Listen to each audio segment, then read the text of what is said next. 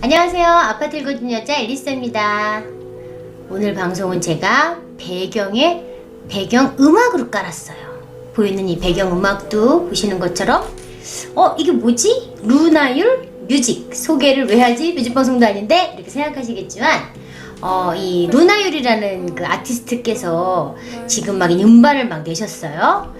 이제 음반 제목이 My Joker Not Yours라는 제목으로 음반을 내셨는데, 제가 왜 갑자기 이 아파트 읽어주다 말고 음악 소개를 하냐면, 제가 이제 유튜브 시작한 지 이제 한 1년 반 됐는데, 그 유튜브 처음 시작할 때 너무 그냥 시작하기 너무 밋밋하잖아요. 그래서 제가 이제 인트로 음악과 끝날 때 음악을 좀 색다른 걸 넣고 싶은 거예요. 그래서 제 주변에 굉장히 이제 제 지인의 따님이 음악 공부를 하셔가지고 제가 그분께 부탁을 해서 이제 음악을 만들어 달라고 했어요. 그래서 그분이 저한테 제 유튜브 인트로 음악 끝에 이제 넣는 음악을 만들어 주셨어요. 너무 마음에 들어서 지금 계속 그걸 제가 쓰고 있는데, 아무튼 그분이 이제 해외에서 공부를 하고 돌아오셔서 요번에 이렇게 첫 음반을 발매하셨다고 하는데, 그냥 저는 개인적으로 굉장히 뿌듯하더라고요.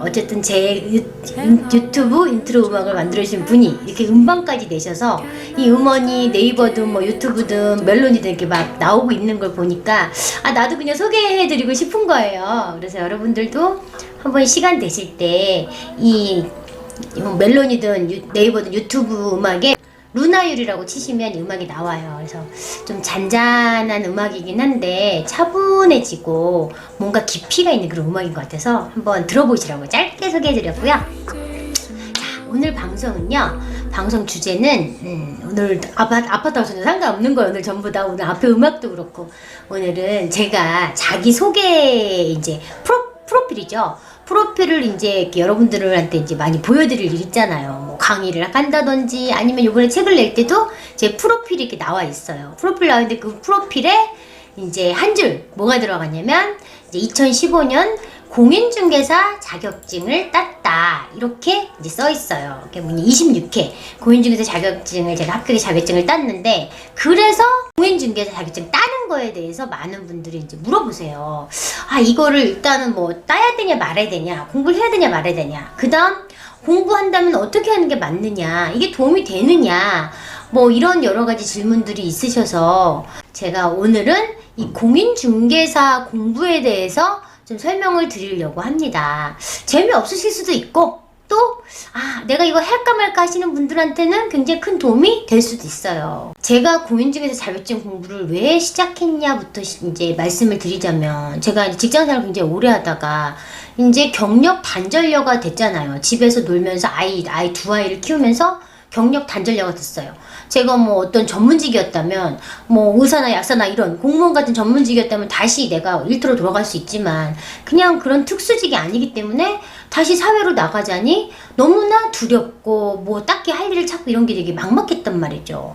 어쨌거나 제가 부동산 경매로 시작은 했지만 뭐 거기에 대한 확신이 그 당시에는 없었고, 그러면 내가 확실하게 내 노후를 대비할 수 있는 게 뭘까 고민하다가 가장 쉽게 접근할 수 있는 게 공인중개사 자격증이었다는 거죠. 왜냐면 내가 노후에 늙어서까지도 할 수 있고, 내가 국가 자격증 하나 갖고 있으면 되게 든든하지 않을까, 이런 생각이 들어서 이제 공인중개사 자격증 공부를 시작을 했어요. 근데 이미 이제 원래 공인중개사 시험이 매해마다 10월 달에 있어요. 이미 제가 그 마음을 먹었을 때는 해가 바뀌어서 2월이 됐을 때였어요. 2월 달에 내가 공인중개사 자격증 한번 따봐야겠다, 도전해야겠다. 그래서 공인중개사 학원을 등록했어요. 물론 뭐 온라인 수업도 있었고 오프라인 수업도 있었지만, 우리 지금 부동산 강의도 그렇잖아요. 온라인도 오프라인도 있고 수업이 지금 많은데, 저는 이제 오프라인 선택한 이유는 일단은 제가 그 의지가 좀 부족했어요. 할 것 같아요. 왠지 막 비싼 수강료인데 온라인 수강료 비싼 거 내놓고 안 할 것 같다는 생각이 들어서 그냥 바로 오프라인 등록해서 무조건 눈 뜨면 아침에 가게끔, 그래서 무조건 이제 매일매일 학원을 갔어요. 그래서 뭐 처음부터 이제 4시간씩 앉아서 수업을 막 들었죠. 근데 굉장히 어려운 거예요. 책을 딱 드는 순간, 이거 내가 잘못 생각했구나, 이거 내가 너무 쉽게 생각했구나, 이런 생각이 들면서 포기할까? 이런 생각도 들었는데, 저는 그 당시에 되게 간절했거든요. 내가 이거 꼭 따야 돼. 왜냐면 내가 이거 꼭 따서 내가 꼭 차릴 거야. 이런 마음을 먹고 이제 시작을 한 거예요. 그러다 보니까 나는 이제 반드시 합격해야 되니까 제가 온 주변에 소문을 다 냈단 말이죠. 주변을 다 소문을 내면서 나 공인중개사 자격증 따려고 공부해. 나 학원 등록했어. 나 학원 다녀. 그래서 친구들도 안 만나고 뭐 모임에도 안 나가고 정말 막 학원집밖에 안 했단 말이죠. 그러면서 물론 제가 투자도 2015년도에 공부했으니까 그 당시에 부동산 경기가 되게 완전히 좋았잖아요. 아파트 시장이 되게 좋은 시장이라 뭐 투자 안 할 수도 없어서 투자하러도 다니고 뭐 강의도 들으러 다니고 아파트도 사러 가고 학원도 가고 살림도 하고 정말 너무너무 힘든 시기를 보냈죠.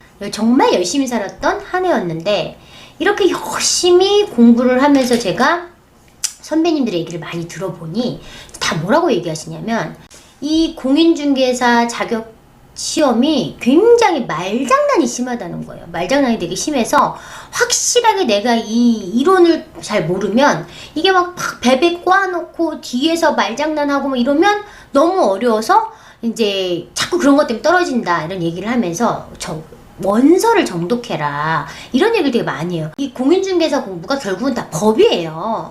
뭐 민법부터 시작해서 공법, 지금 우리 재개발 재건축하는 공법, 그 다음에 뭐 세법도 그렇고 이제 중개사법 여러 가지 있잖아요. 그리고 이제 학개론 같은 경우에는 이제 부동산의 그 수요와 공급 원리, 가격 변동 원리를 배울 수 있으니까 지금 되게 이 부동산 투자권 되게 접목이 되니까 되게 좋죠. 배워놓으니까.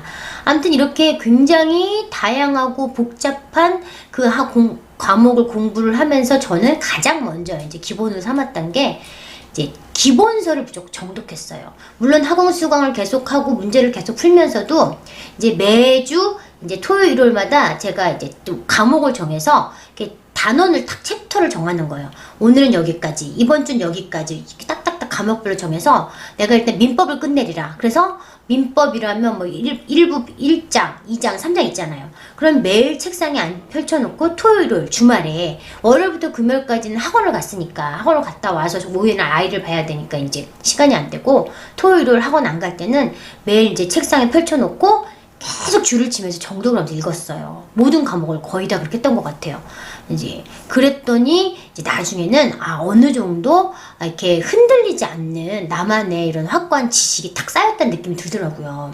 그 다음부터는 뭐 7월, 8월부터는 매일매일 모의고사를 보거든요. 그러니까 그 매일매일 모의고사 볼 때도 이게 내가 기본이 튼튼하게 딱 잡혀 있으니까 문제가 좀 어렵게 나와도 어느 정도 그냥 대충 찍어도 대충 이거인 것 같다. 굉장히 몰라요. 문제가 어려워요. 근데 이거일 것 같아. 찍으면 그게 맞더라고요. 그게 뭐냐면 나도 모르게 내가 이제 이 원서를 2번, 3번 정독을 했기 때문에 어디선가 이런 내용을 본 것도 있을 것이고 내가 찍어도 어쨌든 답에 근사하게 찍는 그렇게 되더라고요.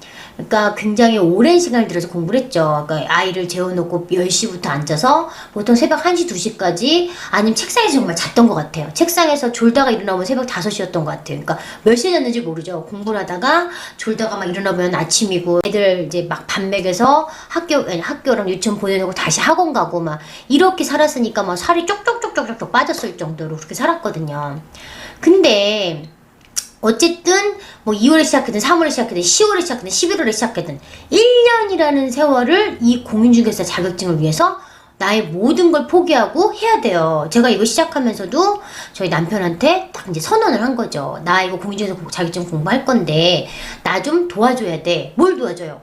어쨌든 처음에는 학원만 뭐 하루에 4시간씩 학원만 가면 되니까 학원 갔다 와서 오후에 내가 아이를 케어하면 되지만 점점 이제 시험이 다가올수록 이제 나는 고시생이 되는 거니까 토요일도 공부해야 되고 일요일도 공부해야 되고 밤에도 공부해야 되고 이러니 어떻게 해요? 특강도 들어가고 그럼 점점 아이들을 돌볼 시간이 없어지는 거죠. 그리고 집안일에도 등한시할 수밖에 없는 거죠. 그러니까 이제 주변 사람들의 양해를 구했고 또 주변의 친구들, 주변의 지인들한테도 소문을 다 내서 나 모임에 못 나가. 그리고 나 어떤 행사에도 못 가. 그리고 이제 소문을 막 내서 제가 떨어지면 창피하지 않으려고 더 열심히 공부하게끔 소문을 더 낸 것도 있어요. 그러다 보니 이제 이런 1년이라는 세월을 물론 10월 25일날 시험을 봤지만 거의 저 같은 경우는 뭐 2, 3, 4, 5, 6, 7, 8, 9, 10 그러니까 거의 9개월, 8개월, 9개월 동안 준비를 하면서 정말 제 개인적인 생활은 단 1시간도 없었단 말이죠. 근데 이렇게까지 해서 내가 어쨌든 성공을 한 거잖아요. 성공을 해서 자격증을 따면서 굉장히 기뻤죠. 정말 그 회사 생활에서 받았던 그 자존감의 상처가 막 단 한 번에 치유되는 것 같기도 하고, 내가 회사를 그만두고 나서 경력 단절녀가 되면서 굉장히 자존감이 바닥이어서 내가 뭘 할 수 있지?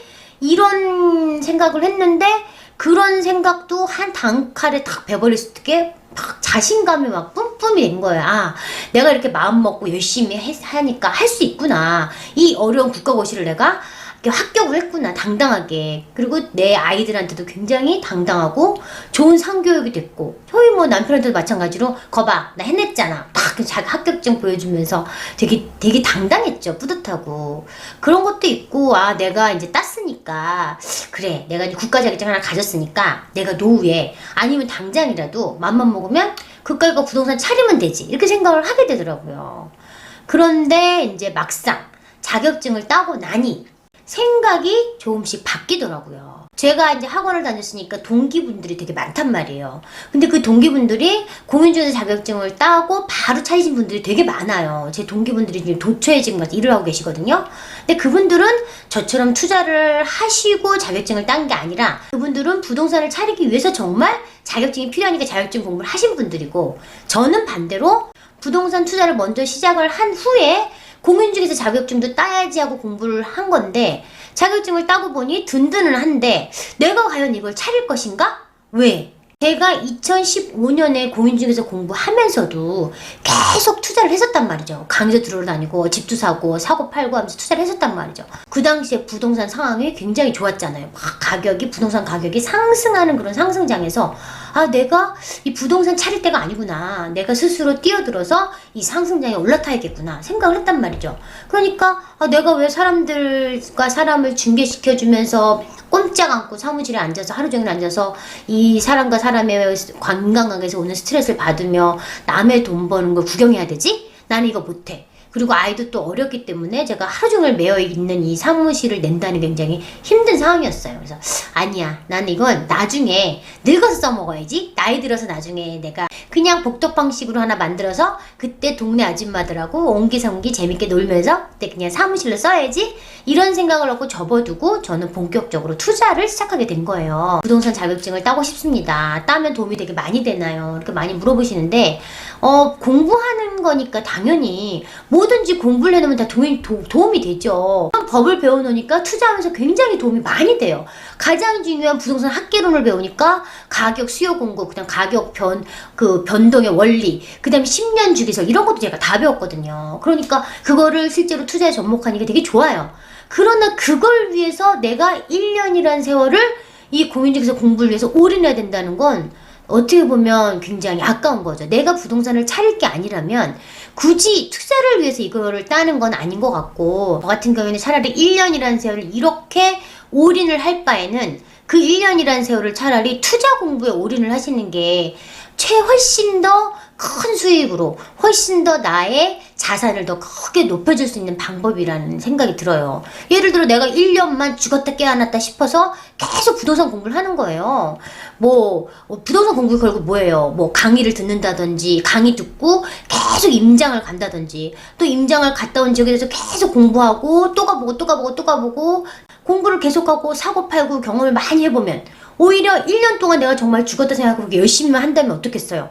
훨씬 더 내 자산이 커져 있겠죠. 그리고 내 자산이 커지면 커질수록 또 나는 이걸 발판 삼아 더 발전하고 더 경제적 부를 이루는데 훨씬 더 빨리 갈 수 있겠죠.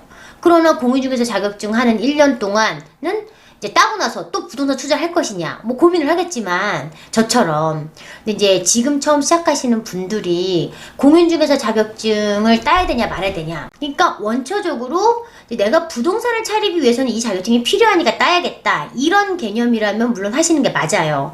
그러나 그게 아니라 지금 나한테 1년이란 세월이 주어진다면 너 공인중개사 자격증 공부할래? 아니면 부동산 공부할래? 이렇게 물어봤을 때 저 같은 경우에 당연히 부동산 공부에 1년 동안 올인한다면 오히려 내 남은 인생을 훨씬 더 풍요롭게 책임져 줄 수 있는 것이 부동산 공부라고 생각을 해요. 물론 공인중개사 자격증도 있으면 되게 좋고 제가 있으니까 이런 얘기를 하는 거일 수도 있어요. 뭐야, 쟤 따놨으니까 저런 얘기 하지. 그렇게 하겠지만 내가 굳이 이제 나중에 나이가 들어서 그때를 위해서 미리 따놔야지. 이것도 좋습니다. 그래서 저처럼 병행할 수 있다면 가장 좋지요. 저는 병행을 했는데 이게 제가 해보니까 굉장히 쉬운 일이 아니거든요. 물론 머리 좋으신 분들, 직장 다니는 분들도 직장 다니면서 이걸 되게 따세요. 제가 오늘 공인중개사 자격증 공부에 대해서 이제 말씀드린 이유는 이 혼돈의 시대에 내 노후를 어떻게 이제 준비할 것인가에 대한 고민이 많으신 분들에게 물론 공인중개사 자격증 따는 것도 굉장히 좋은 방법 중에 하나입니다. 든든한 자격증 하나 갖고 있으면 이제 나중에 내가 뭘 하더라도 할 수 있지 않나, 언제든 이런 생각을 하니까 되게 든든하고요. 근데 이제 같은 시간을 들였을 때 효율은 오히려 부동산 투자에 더 올인하시는 게 나중에 더 좋다 결론을 말씀드린 거고요. 그럼에도 불구하고 내가 공인중개사 공부하겠다 이러신 분들은 이 기본서를 무조건 정독하신 다음에 이제 뭐 문제를 푸셔야 어떤 문제도 풀어낼 수 있거든요. 그래서 오늘 이제 공인중개사 공부법에 대해서 설명해 드렸습니다. 네, 오늘 방송 여기까지고요. 감사합니다.